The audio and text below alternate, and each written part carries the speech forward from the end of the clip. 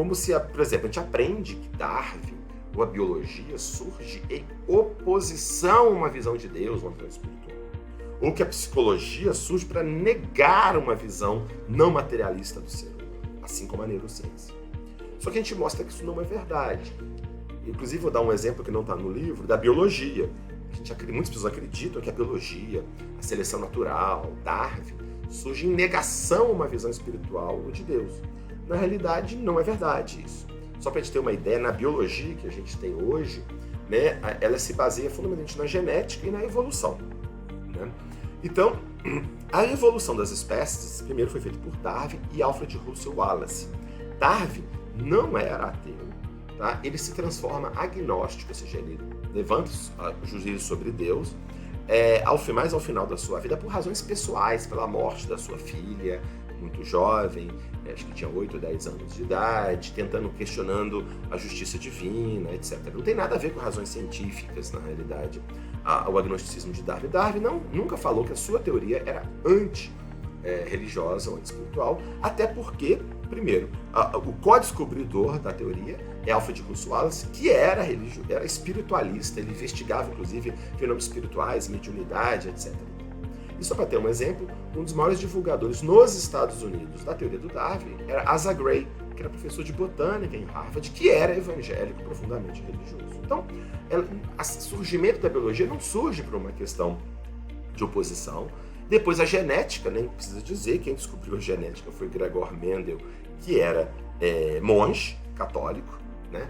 Depois, a síntese evolutiva que a gente tem hoje, que junta genética e evolução, foi Teodosius Dobzhansky, que é um russo, que depois foi para os Estados Unidos, e é um russo religioso, cristão ortodoxo, da Igreja Ortodoxa Russa. E, só para ter um exemplo mais recente, né, o genoma humano, né, decifrar o genoma humano, foi liderado por Francis Collins, que é também evangélico, e médico, e cientista, etc. e tal. E tem um livro chamado A Linguagem de Deus, que vale muito a pena ler também. Então, por exemplo, só para mostrar que essa ideia de que a biologia surge em oposição e se desenvolve em oposição à visão religiosa é completamente falsa. Né?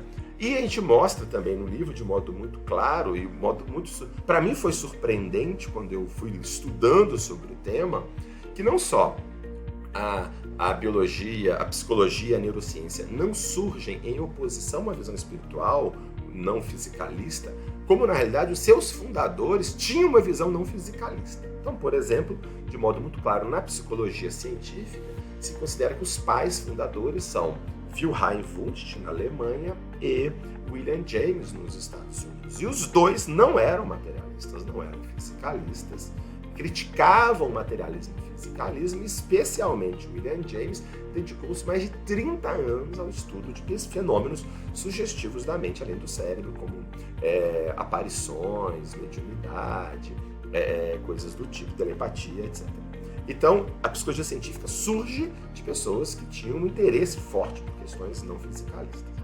E na neurociência também, isso é muito interessante. A neurociência, só para ter um exemplo, o Ramon Cajal, que foi o que ele criou o neurônio, o estudo do neurônio, da histologia do neurônio, assim como Sir Charles Sherrington, que foi Nobel, ganhou pela teoria do neurônio. O neurônio, como funciona, como a gente entende hoje, foi Charles Sherrington que descobriu. Os dois não eram fisicalistas.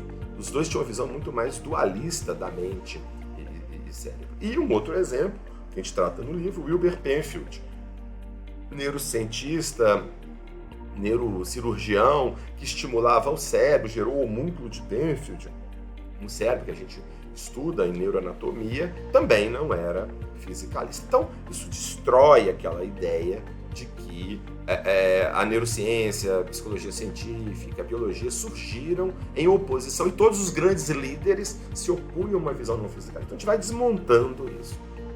Muitas pessoas têm uma ideia, né, de que foi provado, né, que o cérebro gera a mente. A gente é um dos itens, né, o primeiro item desse capítulo 3, inclusive, que a neurociência prova que o cérebro gera a mente e sempre aquelas evidências de que tem o estímulo do cérebro gera uma vivência ambiental. Uma lesão cerebral gera alterações mentais, etc. E isso, de um modo geral, isso é muito interessante, porque é apresentado como provas cabais definitivas e como se não houvesse outras explicações para o fenômeno, né? O que a gente vai poder fazer é apresentar nesse livro uma outra chave de leitura.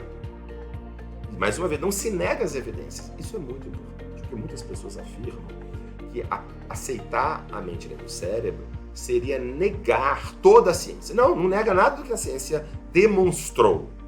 Pode negar algumas conclusões que algumas pessoas tiraram com base em algumas evidências. Isso sim, mas julgar por terra a que a ciência demonstrou, de forma alguma, né? Então, por exemplo, demonstrar que existe uma lesão cerebral gerando texto na mente, isso está demonstrado, isso continua, né?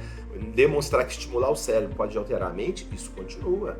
Então, tudo isso continua, não altera nada. O que se faz é acrescentar uma outra perspectiva, de que ao invés do cérebro estar gerando a mente, esses mesmos fenômenos podem ser explicados pelo cérebro ser um instrumento para a manifestação da mente. Então isso abre uma outra perspectiva. Isso é muito importante, porque muitas vezes a gente fica com alguma evidência científica, a gente só conhece uma explicação. Mas aí vem a verdadeira abordagem científica, que é o quê? Tentar pensar outras possíveis explicações. Não ir para a explicação mais fácil, mais imediata.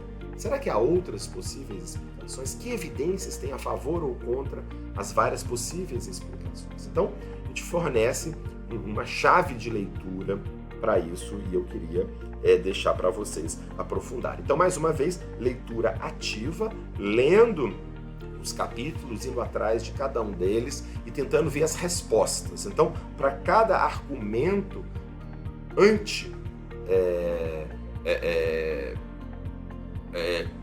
argumento contrário à ideia da sobrevivência que a gente apresenta, a gente vai apresentando os argumentos. Então é importante que vocês vão seguindo isso gradualmente nesse sentido.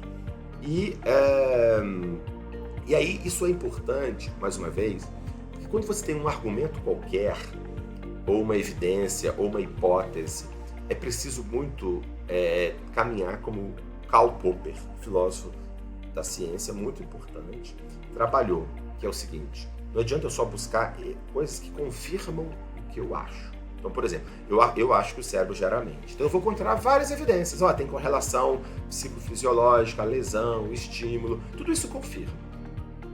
Mas a pergunta é outra. Será que eu encontro evidências que desconfirmam, que falseiem isso? Porque isso é importante. O Karl Popper mostra isso de modo muito claro no livro clássico dele, Conjecturas e Refutações. É muito fácil encontrar evidências a favor de qualquer ideia. Qualquer ideia, você consegue encontrar evidências. Eu preciso ver se eu encontro evidências que desconfirmem essa ideia. Isso é mais robusto. Porque eu posso sempre pensar no mundo alguma coisa que confirma a minha ideia. Mas eu preciso também procurar no mundo falseamento. Eu tenho evidências que desconfirmem o que eu estou falando. Então, por exemplo, eu tenho evidências de que a mente está ativa quando o cérebro não está funcionando, né? Ou quando o cérebro está funcionando mal e a mente funciona muito bem, quando quebra esse paralelismo. Essa é a grande questão que a gente vai fazer aqui. Então, sempre buscar, isso vale para a ciência como um todo. E por fim, indo para o capítulo 4, né, que é o que constitui evidências. Então, mais uma vez, leitura ativa, tentando responder essa pergunta e questionando os autores. É importante que vocês questionem o que nós escrevemos, vendo o nível de robustez ou não, né? Eu não posso nem ter um dogmatismo de negar tudo e nem também uma ingenuidade de aceitar cegamente. Eu vou vendo os argumentos que são apresentados e vou vendo se é razoável, se não é, se tem evidências contrárias ou não. Muito bem. Dentro deste capítulo 4, sobre o que seria a evidência, é porque essa é a grande questão. Porque existe uma outra grande questão que é o seguinte: será que esse é um tema científico? Será que é possível abordar cientificamente esse tema ou não? Ou ele é um tema filosófico e religioso? O que não é demérito nenhum ser um tema filosófico e religioso. E muitos acham que não, que seria cientificismo mesmo, que não tem como abordar a ciência nesse tema. Só que muitas coisas que se achavam que não eram científicas se tornaram científicas. Por exemplo, a própria psicologia. Ela era parte da filosofia. Se tornou uma ciência no final do século XIX. Então, o que era considerado meramente filosófico também se tornou uma questão científica, que é a psicologia. Então, é importante saber disso. E aí vem uma questão, né? O que é ciência? Né? A ciência tem uma série de debates, discussões que seria. Eu prefiro considerar a ciência como uma busca de conhecimento estruturado sobre o mundo. Que eu vou buscar leis explicativas sobre este mundo, constantes leis explicativas sobre este mundo.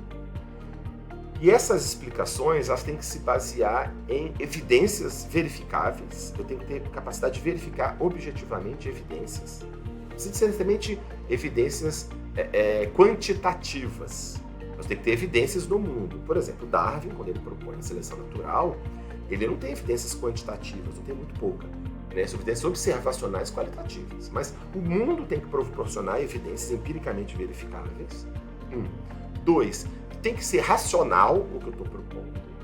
Eu tenho que submeter essa hipótese minha racional, com base nas evidências observáveis, a um grupo, a uma comunidade racional que vai avaliar. E quando passa por esse crivo todo, eu desenvolvo então uma teoria e a ciência acaba aceitando isso. Então, o mínimo de uma ciência é uma busca de uma compreensão racional, compartilhada pela comunidade científica, buscando leis que regem fenômenos, e eu tenho evidências verificáveis objetivamente sobre isso. Então, essa que é a noção de ciência. Caminhando nesse sentido, o que seriam, então, evidências empíricas? Isso é um dado importante. A gente fala de evidência empírica no sentido filosófico. Muitas pessoas acham que empírico significa meio chutado, não científico, não sistematizado. Tem esse conceito de empírico, mas empírico que eu estou usando aqui é em oposição a uma coisa puramente racional. Empírico vem de empiria, de observação. Tá? Então, evidência empírica, evidência observável, que é a base da ciência. Tá? Então, quando a gente fala de evidências empíricas aqui, não significa não sistemático, não significa nada disso. Significa observável. A ciência é baseada em observações empíricas, observáveis. Tá? Então, ele vai discutir assim, o que seriam evidências observáveis, eles vão discutir aqui no livro, o que seria, não vou falar quais são, né? O que seriam evidências observáveis disso, que eu trago o fenômeno de uma questão apenas filosófica e científica e religiosa para uma questão